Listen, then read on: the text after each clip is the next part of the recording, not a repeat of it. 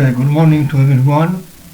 I'm going to share with you some thoughts on the art of modeling, on the way in which models are built, and I will take a bird's eye view of some important ecological issues.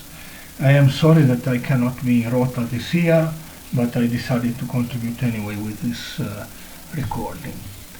Okay, and in part these models have been supported by the cost action using three-way interactions between plants, microbes and arthropods, and not all of them, but at least one or two. I expressly acknowledge all my collaborators, although I don't write their names here, but they will appear in the references. This is an overview of the topics that I'm going to deal with, and in particular I'm going to start with an example which is actually a quiz, and if you get bored you can try to answer it, and then you will get the answer at the end. Okay, there are two traditional art categories, which are sculpture and painting, and of course here Michelangelo has excelled in both of them. But this is not always true. For example, in this example there's still Michelangelo, but on the right hand side you can see a painting by Van Gogh, and I think as far as I know Van Gogh never sculpted anything, only painted. So my question is, and you should try to answer it, to which art can mathematical modeling be associated with? So I'll let you think about it if you want. Along the years I've developed several collaborations with biologists, ecologists, and more recently agrarians, but I'm not going to go to talk about the last ongoing issue. We started with a collaboration with Cascina Rosa, which is a farm that is located more or less here. This is Piemonte, northwest of Italy. This is Torino, and this farm is more or less here in the mountains. And the idea is that many years ago the biologists in my university were thinking that some patches of green, some grass and some woods should be spared, especially in a landscape like the Langastigiana, which is a territory of about 100 kilometers by 100 kilometers here, which is a wine producing region, and which has completely worked out by agriculture, and all the woods have been replaced by vineyards, because of course the vineyards are more economic, remunerative. So the idea is that they thought that by leaving some grass and some woods on the margins of these vineyards, there would be a chance for biological diversity, in particular for hosting predators of the pests that affect the vineyards, in particular spiders. So one can think that this is a simple model, predator-prey, lotka volterra, why do you want to talk about this? Well, the problem is that in building up a model you have to know exactly what is the situation. And the situation is that spiders are not the same. There are two big classes. One are the wanderers and the other ones are the web weavers. Wanderers means that these spiders can crawl on the ground and then move in the territory and then hunt in some way that I don't know, but they hunt insects. And the point is that then, if we want to keep in mind that there is we want to model three populations: F, that are the insect woods, and V, that are the vineyard pests, and then the spiders, these wanderer spiders. So the idea is that there is a carrying capacity for the insect woods given by W, the size of the wood essentially, or the patch of grass, and there is another carrying capacity very large compared to this one for the insect pests, because they live on the vineyards and damaging them. And so the spiders, the wanderer spiders, can hunt both of them. There is a little difference, because if the spiders hunt the insects in the woods that are kind of diverse, because there is more ecological diversity there, they do it grabbing everything that is available. In the vineyards instead, this fraction here is expresses the hunting rate, or the hunting of the spiders on the pests. And the idea is that, as you see, when V, the size of the pest population, goes to infinity, this fraction goes to a constant limit. This means simply that like everyone, insects too get bored of having always the same food. V represents essentially one or two species at most. F instead is a wide variety of insects. And so here they are they become kind of tired of eating all the time the same insects, and so this function has an upper bound. Okay, so far so good. But then there are also the web weavers. The web weavers, spiders, make the web. But it's not just that they make the web.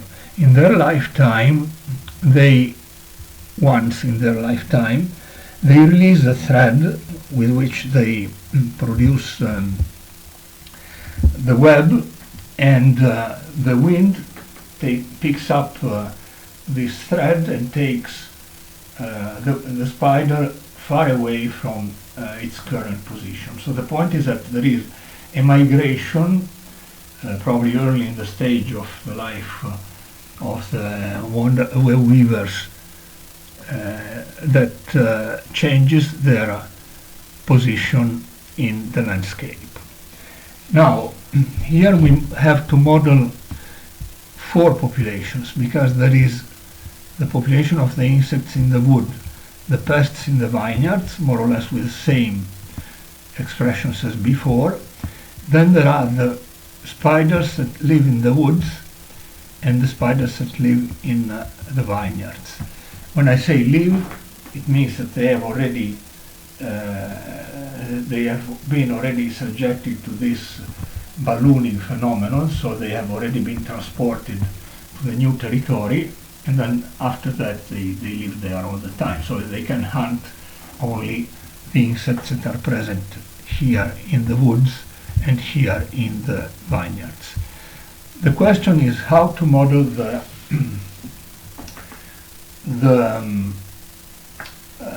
this migration process. And the idea is simply that you have to take a rate at which the spiders in the woods leave the woods, or are subject to the ballooning effect. And the question is, where do they land? The problem is that the whole territory is made by vineyards and woods. So the probability of landing in the vineyards is simply this fraction here, V over V plus W. The probability of landing in the woods is W over V plus W. So what you have is that if you start from the woods and you end up in the woods, nothing happens, because the spider was in the woods, is counted again in the woods at the end of the ballooning. But if it lands in the vineyard, it contributes one new individual in the vineyards and one individual less from the woods. And similarly, if it stays, if it is in the vineyard, then it will land in the woods, and so you have one less spider here and one more spider in this equation. Okay, this model can be analyzed. I mean, the point is that there are several equilibria, but the most difficult one generally is coexistence. So you can, the equilibria are obtained by setting to zero the four differential equations. And by solving the first two in some way, and then substituting in the other two, you obtain two equations that are essentially two conic sections. In this case it's not the case, but generally they are skewed. The intersections of these two conic sections represent the coexistence equilibria. In fact, here you see a picture. One conic section resembles, because of the numbers that I put in the system, resembles a circle. The other one is very, very elongated, and this is a blow-up of this region, and you see that the two conic sections meet in the first quadrant, and this point represents the coexistence equilibrium of the system. Okay, another problem that came up later concerns the bees.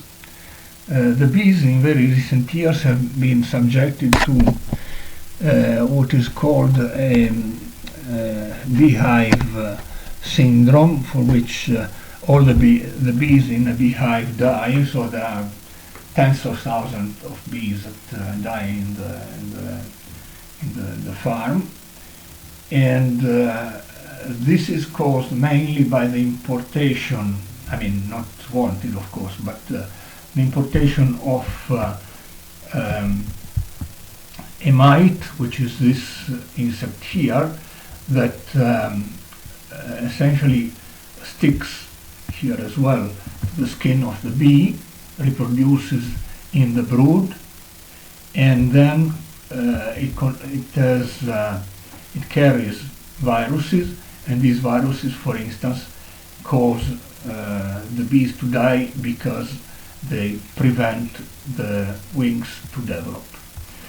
And more recent research concerns the Vespa velutina, which is a wasp imported from China that kills, I mean, it's much bigger than the bees. It flies next to the nests of the bees and then catches all the bees that come out. And I mean, it's hard to find it because generally it migrates, so every once in a while they change their nests, and generally the people that hunt the nests find them empty. But work in progress concerns Pernis apivorus, which is a kind of bird from Africa. It's a migrant that essentially destroys the whole colony of the Vespa velutina. The idea is that it removes the colony simply because when it finds it, it starts eating all the larvae, and therefore the colony at a certain point gets extinguished. Another direction of research. Current research concerns the Allomorpha halis, which is a kind of sticky bug, still from China, which causes big problems to, at first to vineyards, but now also to hazelnut cultures here in Piedmont. Okay, I'm not going to say more because this is work in progress. But another pest that is often overlooked is given by the aphids. The aphids are small insects. You can see them by bare eye on the soft trunks of the plants. They feed on the sap from the plants, and of course they damage them, and so they are a nuisance. The point is that there is a possibility of fighting them with specialized parasitoid wasps, which essentially kill the aphids by, they are parasitoids, so they don't really kill the aphids, but they deposit their eggs into the bodies of the aphids, and then the larva starts growing and then eats the insect from inside. But now there are also bacterial symbionts of the aphids that prevent the development of the parasitoid wasp larvae, and so the efficiency of the biological control is lost. Now, for this situation, we have developed a model taking the viewpoint of a theoretical physicist. The idea is that we don't know how these bacterial symbionts enter into the body of the aphids, and this is not understood. Maybe it needs more experiments from the biologists, but these are always costly. And the model instead provides some material for the experimentalists. And the idea is that, the assumption that we made is simply that there are the wasps that deposit the eggs into the aphids' bodies, and then there are the aphids become infected by this process, and then possibly they die. But the hypothesis that we made is that the symbionts, so the organisms that fight the larva development of the wasp, enter into the body of the aphids when their bodies, their skin is pierced by the wasps, so that maybe they are present on the surface of the body of the wasp, and when the wasp lays the eggs into the body of the aphid, they enter as well into the body. And it is also important to note that this is a kind of infection that in technical words is called SI, because if the aphid gets the symbiont, so if it gets this defense against the larvae of the wasps, this is also inherited by their offsprings. So this model essentially expresses this situation.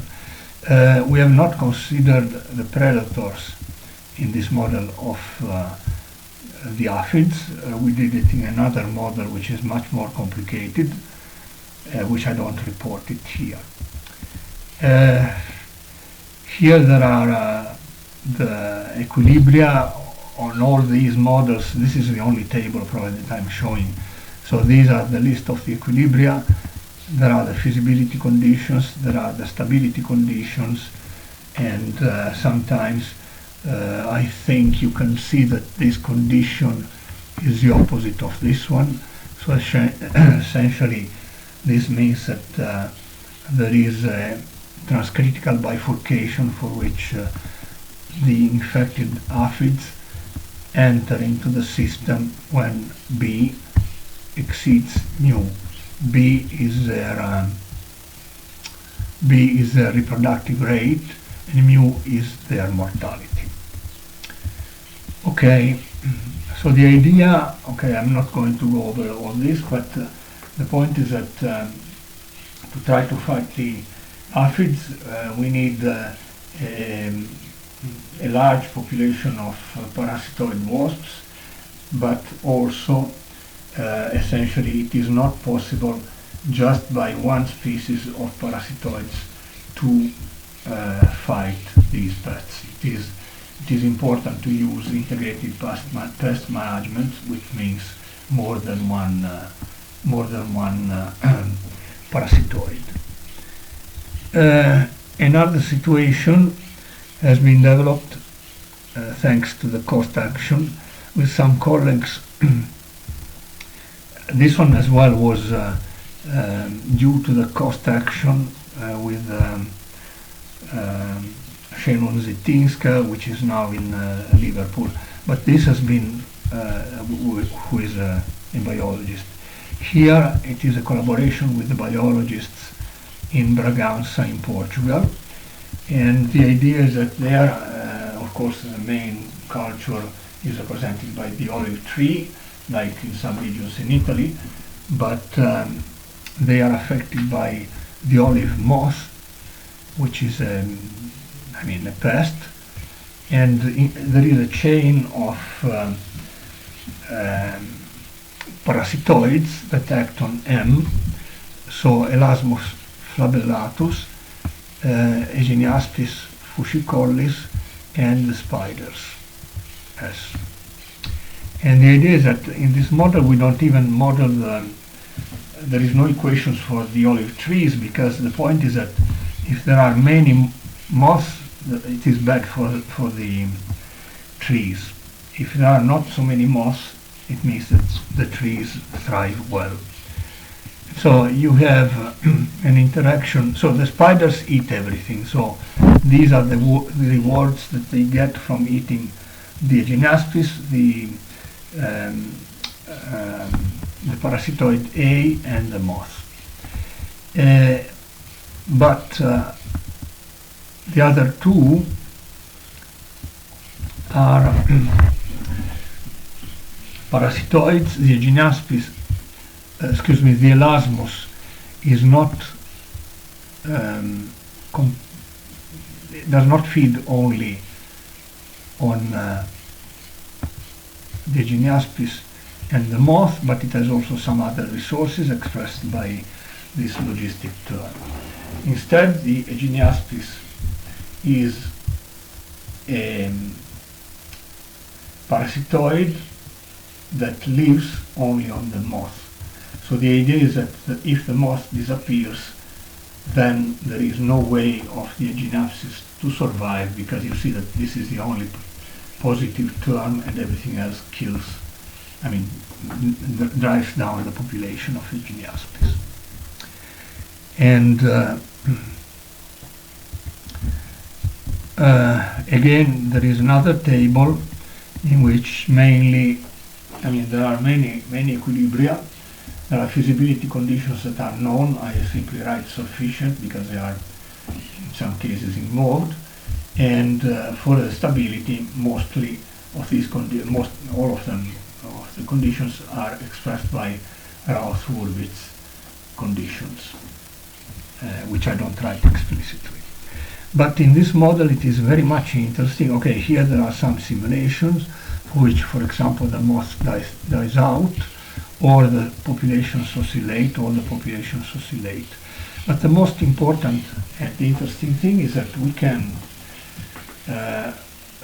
we have studied analytically the bifurcations of the system. So we have this graph in which each vertex represents one of the equilibria of the system. For example, this is the origin, 0, 0, 0. This is a point in which there is no Elasmus and no Aeginiaspis. So PS 0, 0, 0, M. and so forth. And this is coexistence. All these arcs represent the transcritical bifurcations which occur when each parameter that has been identified in these arcs exceeds some kind of threshold. So with all this information we can do something more. So here again, okay, before I go into that, I'm showing here one example of how to incorporate climatic changes in these models. We have supposed that there is a variation of certain percentage variation in some of the coefficients of the system, and these are the trajectories that can be obtained, varying only s or varying all the parameters like s. Clearly, the way in which the parameters change, they may go up or down. This has been concorded with in agreement with the biologists. And okay, then there is some equilibria that are achievable only by insecticides use, and a larger number of Elasmus flabellatus decrease the moth population, and then the reduction in fruit damage, so in the olives. The moth persistence scenario, the moth must coexist with some natural enemy. So for example, this equilibrium that was the one that I indicated before in the graph, and then both species, Aeginiaspis and Elasmus, do not appear in this equilibrium. And then there are some other cases, but the point is, with this map of the equilibria, we can think of, I'll skip this, we can think of taking an approach to system management using dynamic programming. So the idea is that dynamic programming means simply that you have to solve a problem in stages, and what is optimal at some point is part of the optimal sequence of decisions that takes you to the desired outcome. But the optimal immediate decision depends only on the current state. So the idea is that here, for example, I want to go from the coexistence to this moth 3 case.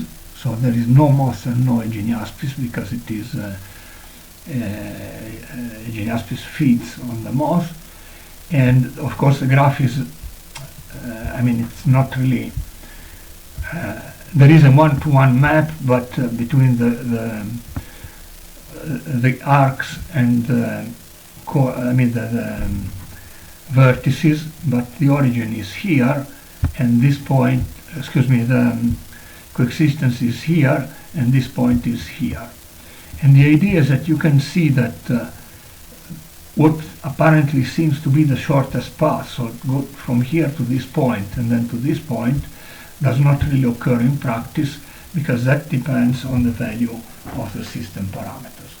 And of course, I mean, it could occur, but here we have shown an example in which it does not occur. And the path is determined, as I said, via dynamic programming. So this is the first example in which, as far as I know, in which dynamic programming has been applied to an ecological context. Okay, we talked now of animals and plants, and in particular we talk about the phenomenon of debarking. Debarking means that the herbivores eat, let's say, peel off parts of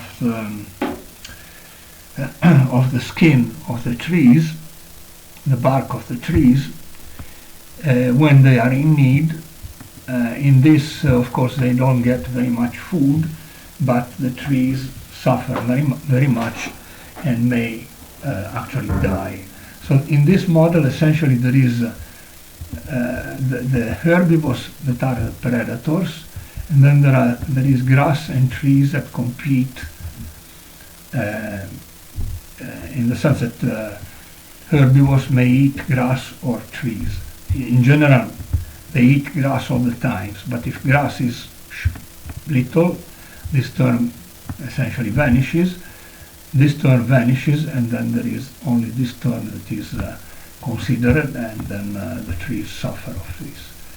You see the difference between sheep that peel all around the trunk and deers in the wild that peel off vertical stripes. The difference is that this tree is bound to die. This tree will suffer, but maybe it will not die. The model, as I said, consists of these two terms as predation, and then grass reproduces logistically and suffers by the grazing of the herbivores. Trees reproduce logistically, very slow, and then they suffer from the debarking. Trees, of course, reproduce very slow, and which means that if they are killed, then it takes a long time to replace them. So we can investigate the equilibria, but we have contacted 3 or 4 parks in North Italy. In particular, here I'm going to talk about the Dolomiti Bellunesi. So this is Venice, and we are north of Venice. And the idea is that we thought that the herbivores were at high risk of extinction. Of the trees that were going to be managed very much. But instead, we found that the herbivores are kind of very much damaged, because in studying the equilibria in the parameter space, we have 3 parameters.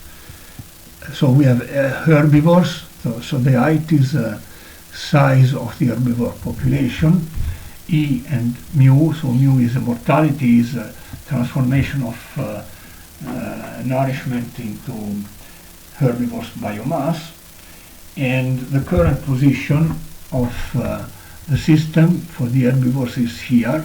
Seen from above, this is a picture from above, this point is very close to this line, which represents the situation in which to the right, which means here, the herbivores are extinct, and to the left, where the herbivores thrive. Okay, the same picture can be given in three-dimensional parameter space, in which there is also alpha, which represents a kind of the value of the nourishment from the grass. And although it does not seem so, but this line is not actually a line, but is a surface, and the actual point is here, which is very close to the surface. To the right of the surface, the herbivores get extinct, and to the left they thrive. So you can imagine that there's some random perturbations in the climatic conditions. They can push this point to the right and make the herbivores disappear. Of course, the model has some assumptions, and the fact is that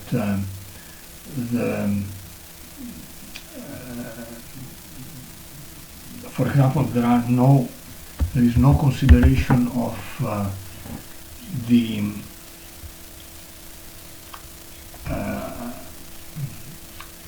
predators of the herbivores, and when we analyze the situation with mu, E and alpha, some measures to provide, let's say, to make the herbivores thrive would be to plant more nutritious grass, for example.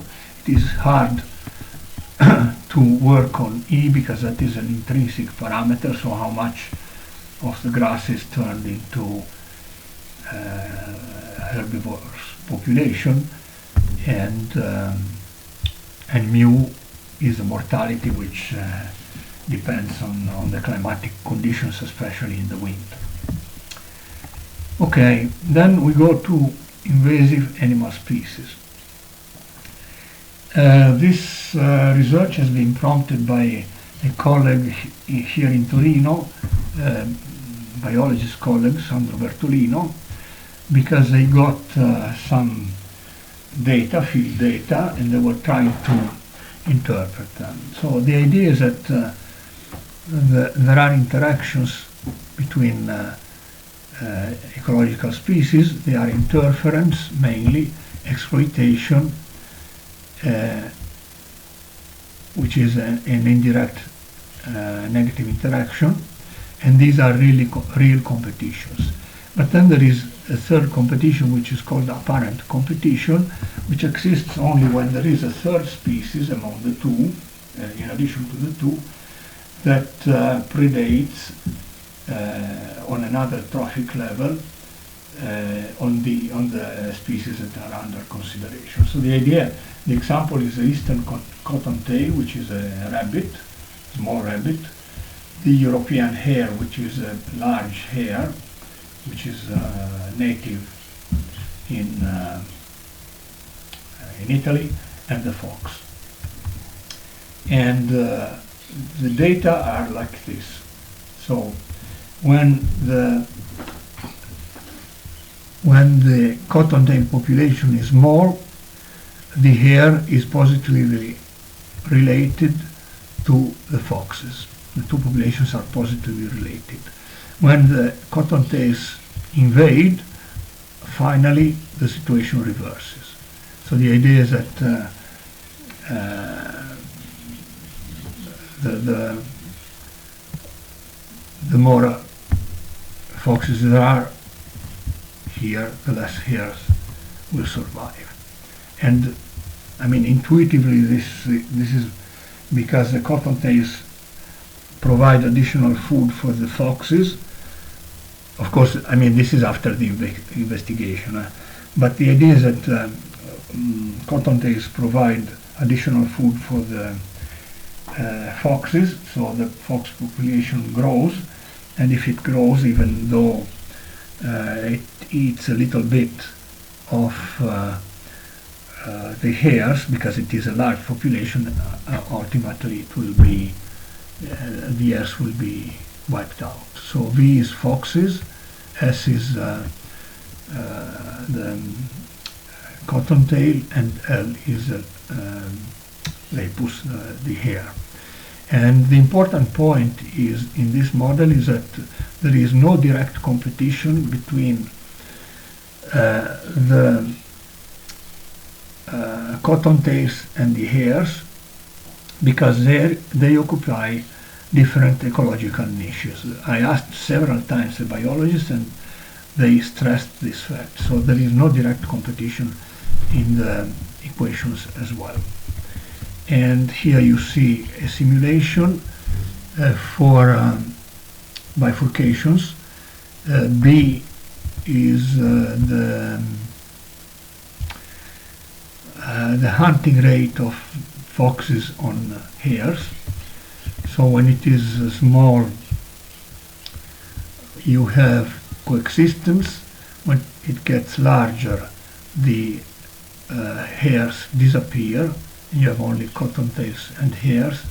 If it gets even larger, then the hares reappear. Excuse me, I said it wrong. Here the cottontails go down, then they disappear, eventually they invade again, and the hares at this point vanish. So they are eradicated. The transcritical bifurcations have been investigated analytically, and this is a picture obtained numerically, but we have the analysis.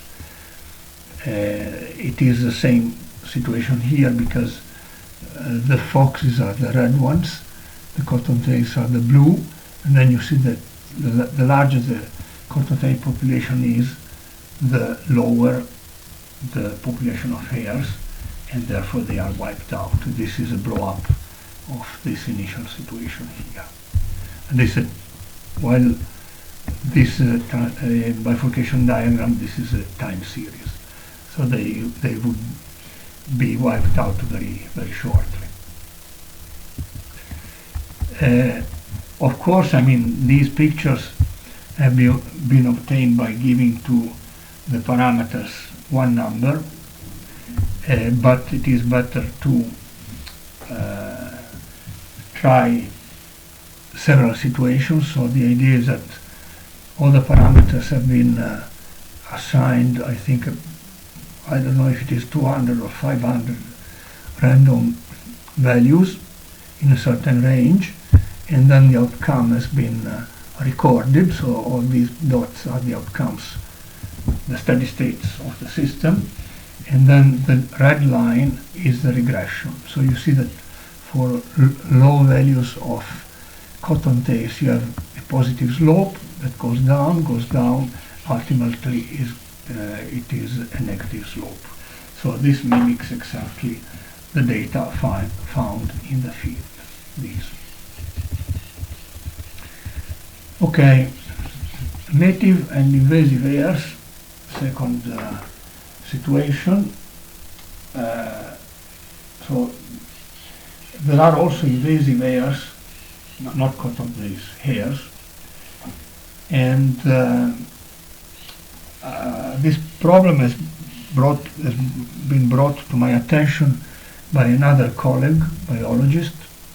So the idea is that this is northwest Italy, this is Torino, and this is Piedmont, and there are three regions in which the dark areas are the ones occupied by the invasive hares, European hare.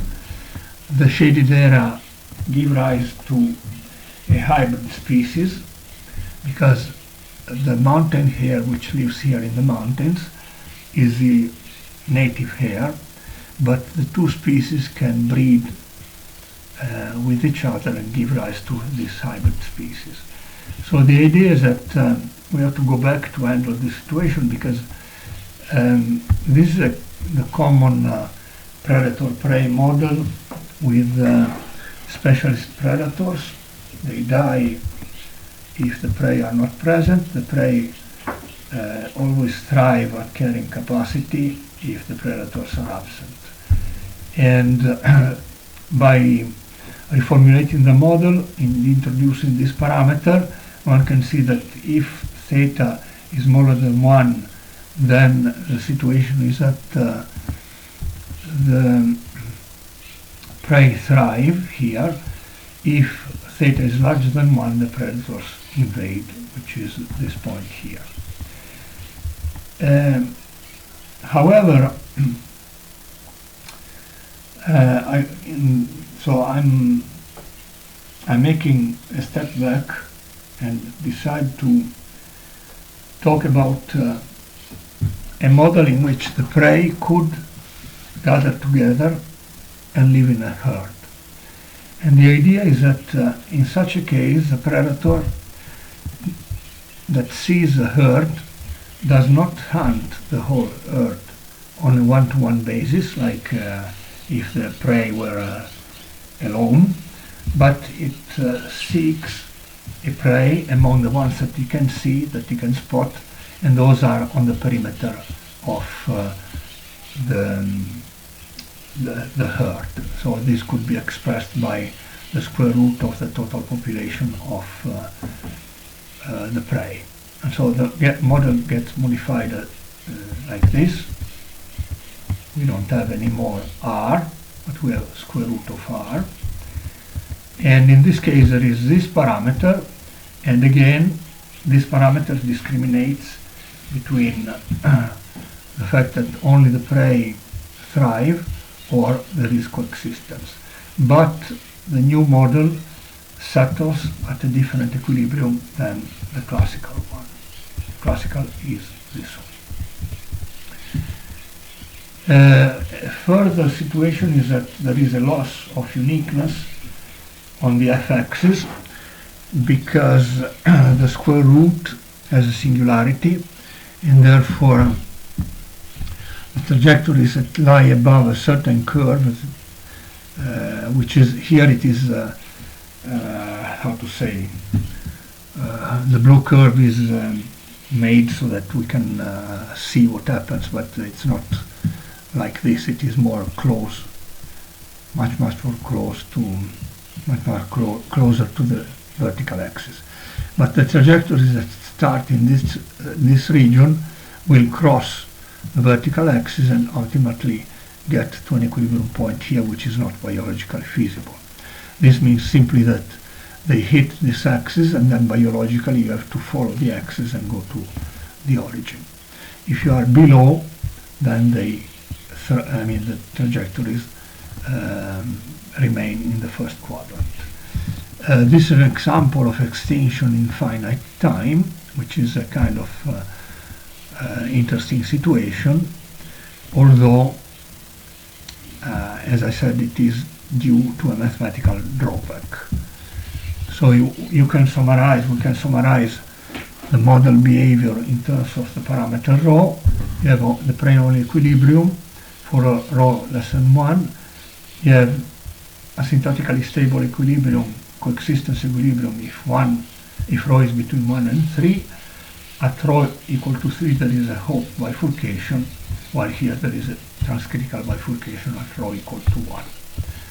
And so this is a Hopf bifurcation. You see that there are persistent oscillations, and they tend to this limit cycle, and this can be shown through the Poincaré-Bendixson theorem, the existence of this limit cycle. But the important thing of this model is that this limit cycle is not due to the Rosenzweig model, or essentially to the Holling type 2 dynamics, because it is a different biological phenomenon. Rosenzweig-MacArthur model.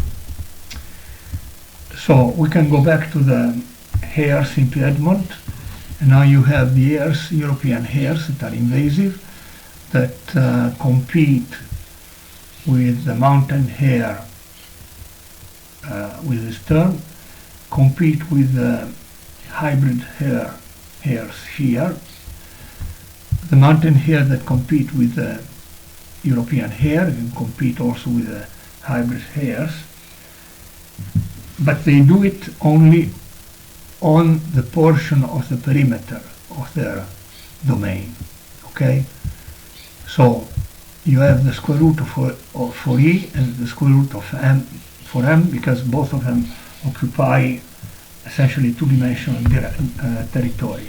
For H lives on the boundary of essentially of both the territories of E and M, and therefore we can assume that the whole population lies in this stripe here. So H already represents its boundary, and we don't need to put a square root here. It is interesting also to consider the reproduction for the hybrid population. So they can reproduce, they are subject to intraspecific competition, they can reproduce with mingling with the M's, with the E, but also they can be produced by the intermingling on the boundary, so the square root of European hare and mountain hare. And instead they are also competing with European hare and mountain hare through these terms. In this model we can also play with the parameters and simulate climatic changes. So some parameters go up, some other ones go down, and of course I asked the biologists which ones go up and which ones go down, and the idea is that then we can see that if the change is 10% in the parameter values, you get this situation. If it is 20%, the native hairs, the green ones, are essentially wiped out. So in the model we can also explore more than just single competition. In particular, the model says that the importation for hunting purposes of European hares, like is occurring now in Italy, so hunters take hares from the eastern countries and bring them to Piedmont, should be prevented, because this is a damaging, endangering situation for mountain hares. An extension of this situation is predator pack hunting and symbiotic and competing cases, so that occur just on the boundary of these populations. In particular, here you see that the 2 plus represent the symbiotic, the 2 minus represent the competing cases, and in this situation the isoclines are represented by parabolae. They can meet only at the origin once or 3 times, and these represent equilibria for the system, for the competition case, which is probably the most interesting one. In this situation, this equilibrium is stable, this equilibrium is stable, this equilibrium is also stable, and these 2 equilibria are saddles.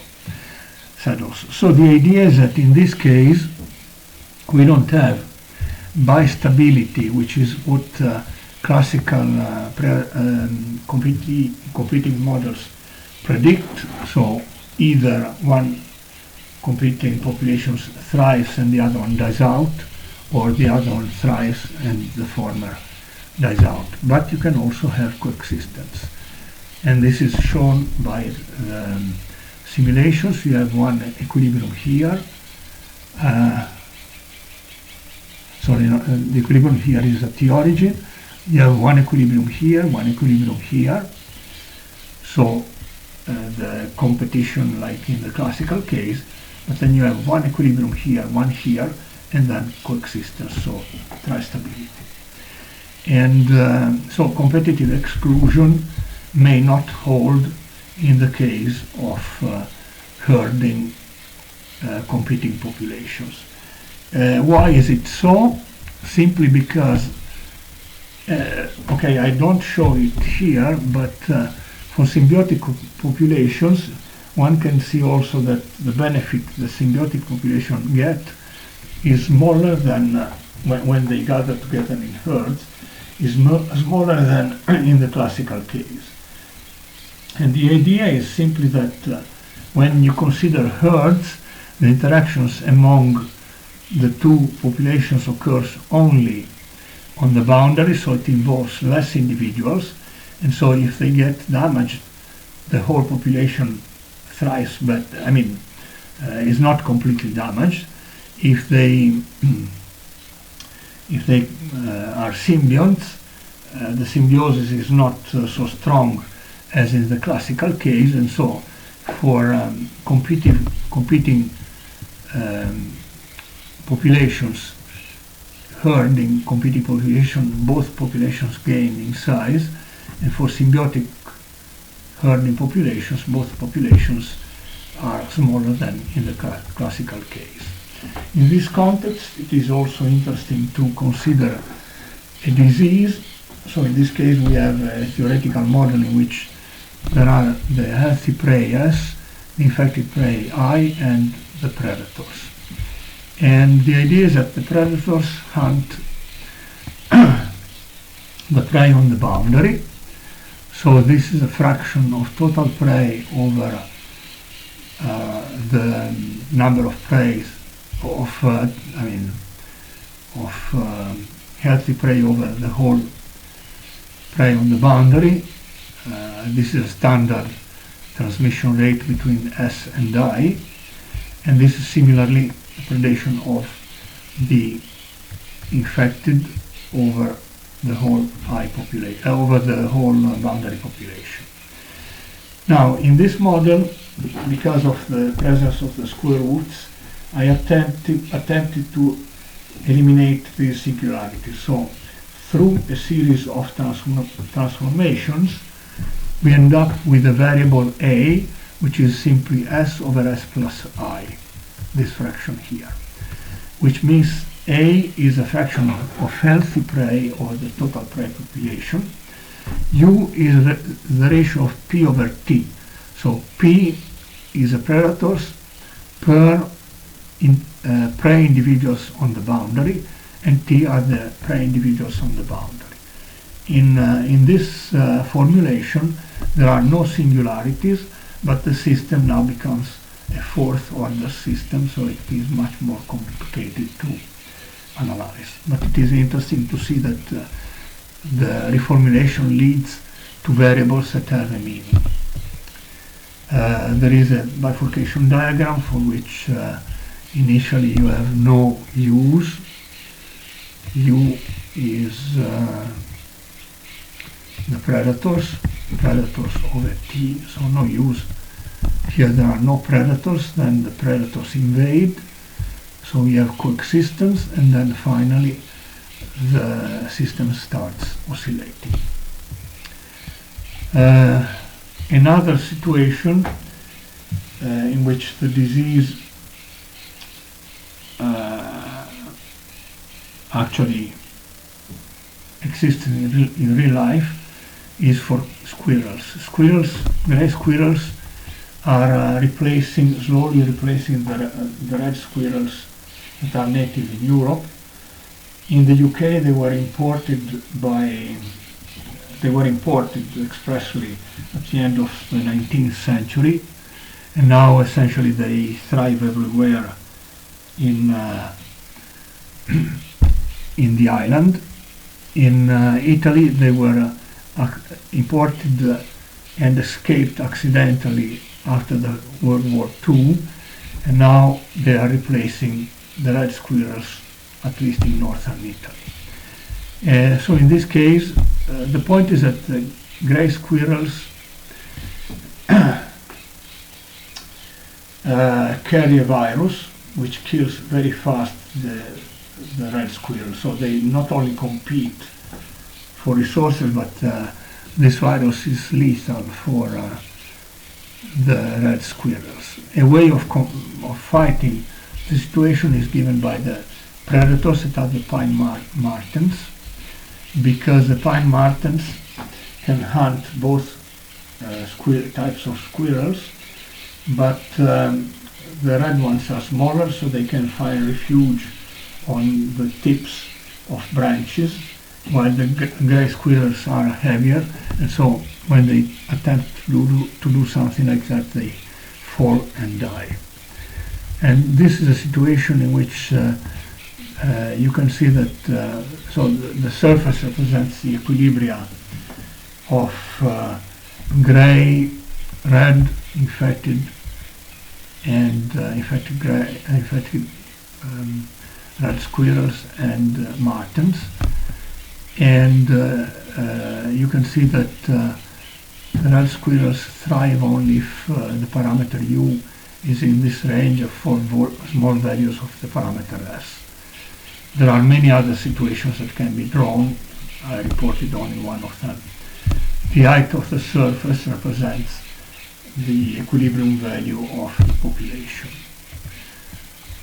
Okay, then we turn to fungi, and we have studied fungi in several contexts, in particular as to fight the olive knot disease in olive oil, in olive trees.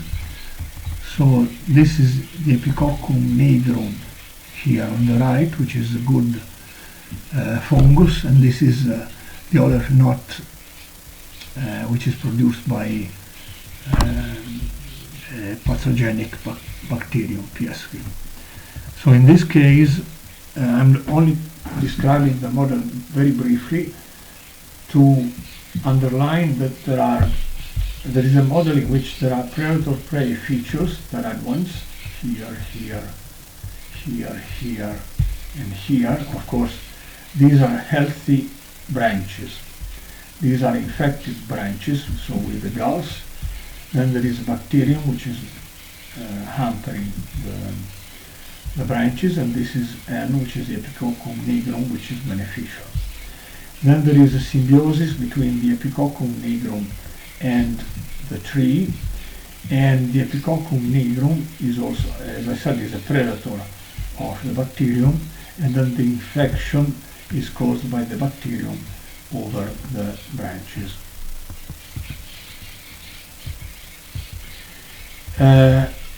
However, there is another situation in which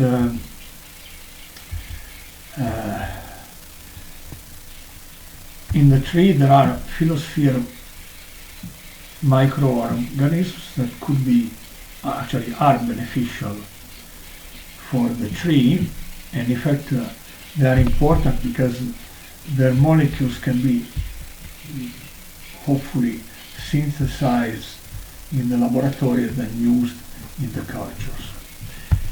They are bioprotectant of the trees. So in this case you have again healthy branches, infected branches, F, which is the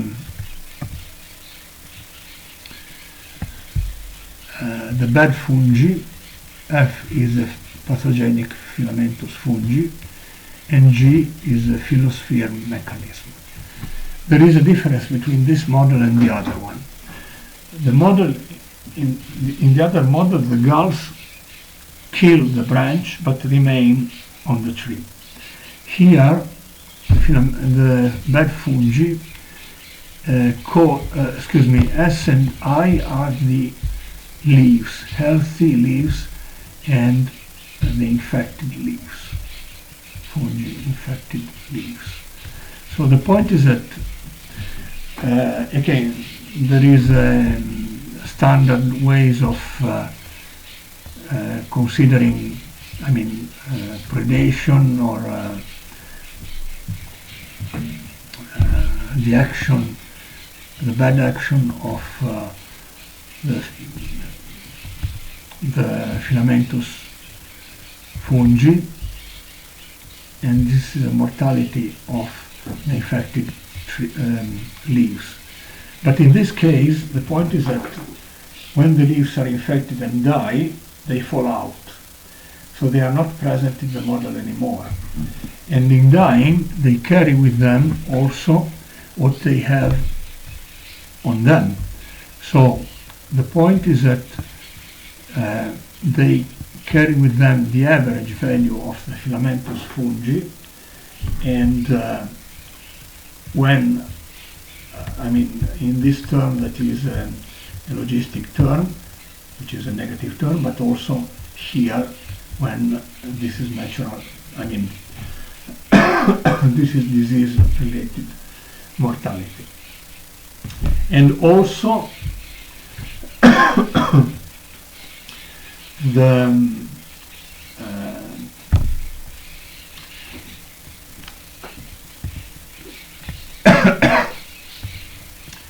philosphere microorganisms that are on the leaf would die, would fall out, and so carried away from the model. So these two terms appear here again.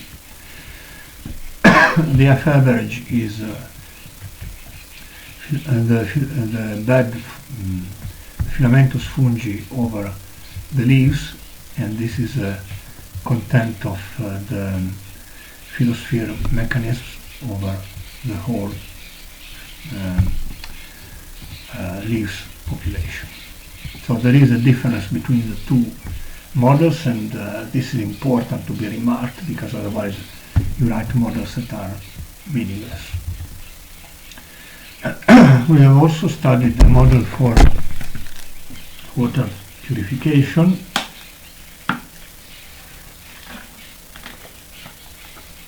In collaboration with other biologists. So there is a pollutant, which is this thing here, which is P. There is biomass I mean F, which is the fungus, Trametes pubescens, which supposedly removes the pollutant, and C, which is carbon, which is glucose. The model is formulated like this. I'm not dwelling on that, but at first we attempted the simulation. Okay, the point is that this is a model that needs a tank, and the tank is shared by many people in the lab.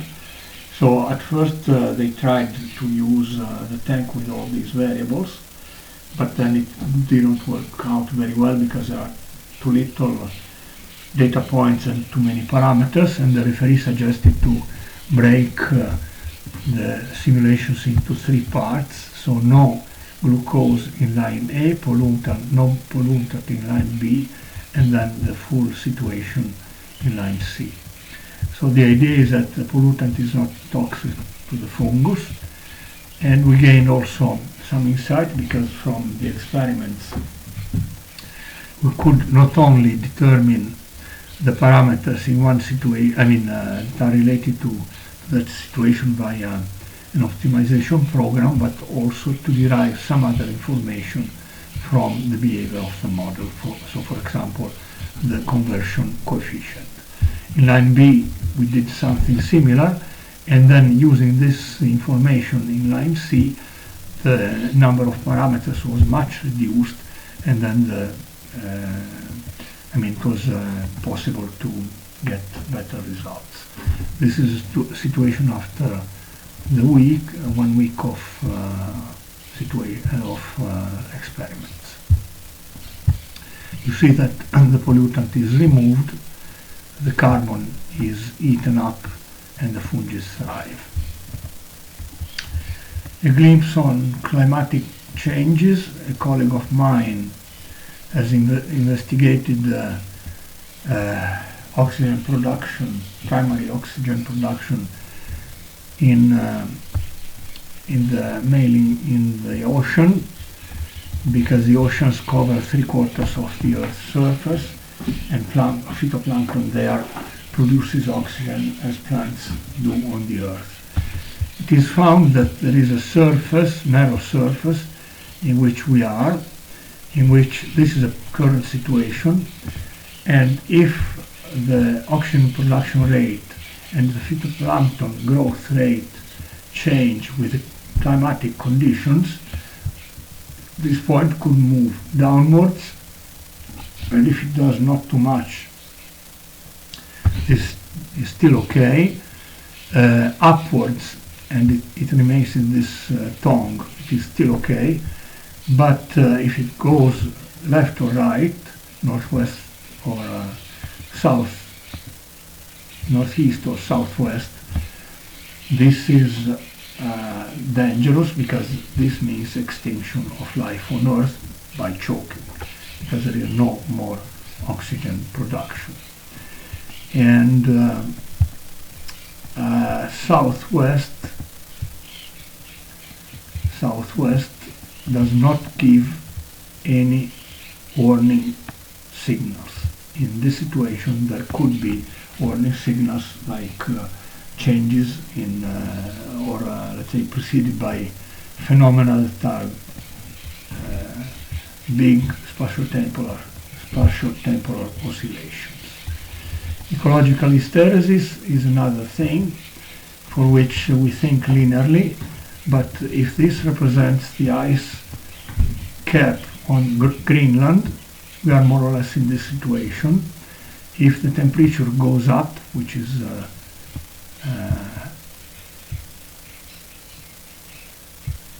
let's say this is time, but if the temperature goes up, the ice cap goes down, no more ice is formed on top, because the rainfall remains rain and does not form the ice, until suddenly the whole cap of ice melts. And we think that it is enough at this point to go back 1 degree of temperature in the atmosphere to reproduce the original condition, but it is not so, because in this situation there is a new manifold, which is this one, the blue one dashed, that is stable, and so it is not until we go back much more than we think that eventually the conditions can be restored. So I mention this because it's a trap in our linear thinking. Okay, CAEV is, I'm almost done. CAEV is a disease caused by an antivirus in goats, and there is to prevent it, it causes severe economic burden, losses. There are two genotypes, the genotype B, which is pathogenic, the genotype E, which is called also Roccaverano strain from the village in Piemonte where it has been discovered, that is not pathogenic. Goats could be tested and slaughtered if they are harboring the virus, but this is very expensive because it means that the veterinarian has to make lab experiments. And otherwise there is another technique, which is the newborns are raised by healthy goats and then they rejoin the flock. In this research it has been possible to assess what as a child I knew from going into a farm, that the farmer knows how many new animals, newborn animals it has to keep the breeding viable. But here we can come up with a mathematical expression, which is the mortality over the reproduction rate. In case for the goats there are three main races, the Sardinian, the Roccaverano and the Saanen in Italy, and the Sardinian and Saanen have larger reproduction replacement rates than the Roccaverano, which means that this is the best to use in, if possible, in the farm. But it is also shown by the model that if you have an infection in the breeding, then the replacement rate goes up by this term here, by this fraction. And so in this case, eradication is possible only if the breedings are so small that are not economic, 2, 3, 4 goats.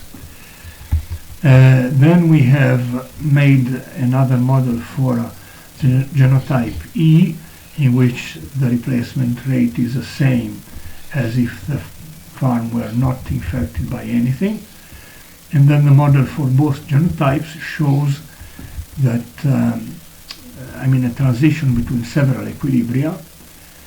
And the most important thing, though, is that if we picture the equilibrium of the system, you see that the infected goats go to 0 here, but this means in terms of two parameters that are the intermingling, animal intermingling, so large B means a large animal intermingling, so this means low animal intermingling, and large gamma, which is here, means less newborns removal, so here it is small number of large number of newborns removal. But we have seen that this equilibrium can occur only for breedings that contain 2 or 3 goats at most, so it's not viable. On the other hand, this surface goes down on the other side, and so this simply says that we can get rid of the disease if we actually reverse completely the policy of the farmer. We need large B and large gamma, so large intermingling and less newborns removal to prevent the disease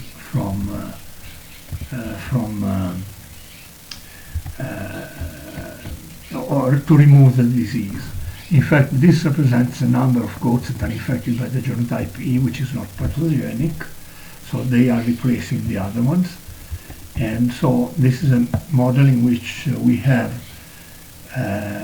found that through mathematical reasoning that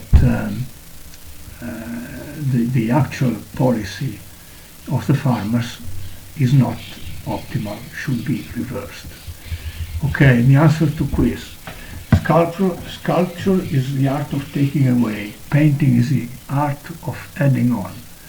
Occam's razor tailored to our purposes is the main tool. So the idea is that the models are alike sculpture.